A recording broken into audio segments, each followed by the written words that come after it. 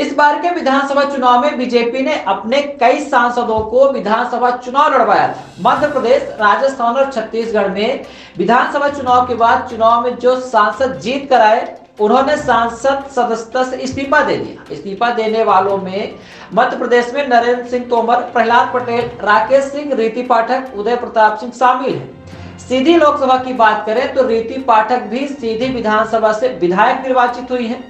सांसद की सदस्यता से इस्तीफा दिया है। ऐसे में अब सीधी का सांसद कौन है, क्यों देना पड़ा इस्तीफा, पहले आइए जानते हैं क्यों देना पड़ता है इस्तीफा और नहीं देने पर क्या होता है। तो संविधान के अनुच्छेद 101(2) में प्रावधान है कि विधायक बनने के नोटिफिकेशन जारी होने के 14 दिन के भीतर सांसद को इस्तीफा देना होगा। इसी तरह यदि कोई विधायक लोकसभा या राज्यसभा का सदस्य बनता है, उसे 10 दिन में एक सदन से इस्तीफा देना होगा।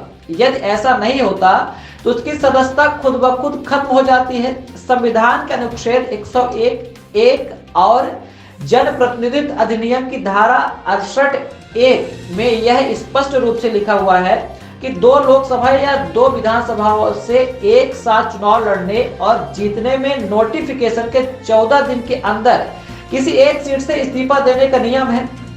असल में विधानसभा सदस्य के रूप में शपथ होती है। यदि कोई सदस्य लोकसभा सदस्य रहते हुए विधानसभा में शपथ लेता है तो गलत है। 14 दिन वाला कानून लागू हो जाता है। हालांकि विधानसभा में शपथ का कोई समय तय नहीं है। लोकसभा अध्यक्ष को सूचना देकर वे शपथ ले सकते हैं, लेकिन 14 दिन के अंदर इस्तीफा तो देना ही पड़ता है, अन्यथा खुद ही लोकसभा की सदस्यता समाप्त हो जाएगी। रिप्रेजेंटेटिव्स ऑफ पीपल्स एक्ट में साल 1996 में संशोधन किया गया था। इसकी धारा 151(a) के मुताबिक खाली हुई सीट पर चुनाव आयोग को 6 महीने के भीतर चुनाव कराने की कानूनी व्यवस्था निश्चित की गई है, वह चाहे विधानसभा की सीट हो या लोकसभा की। यदि किसी ने विधानसभा की सदस्यता से इस्तीफा दिया है तो वहां उपचुनाव हो सकते हैं, लेकिन लोकसभा की सदस्यता से इस्तीफा दिया है तो शायद उपचुनाव की नौबत नहीं आएगी इस बार, क्योंकि 6 महीने से कम समय में भी लोकसभा चुनाव इस बार 2024 का पूरा हो जाएगा। यही हाल सीधी लोकसभा का है, जहां रीति पाठक ने सांसद सदस्य से इस्तीफा दिया है क्योंकि वो सीधी विधानसभा से विधायक चुनी गई है। ऐसे में अब लोकसभा के लिए उपचुनाव नहीं होगा, क्योंकि लोकसभा का चुनाव ही 6 महीने से पहले हो सकता है। ऐसे में वर्तमान में सीधी की लोकसभा सीट रिक्त है।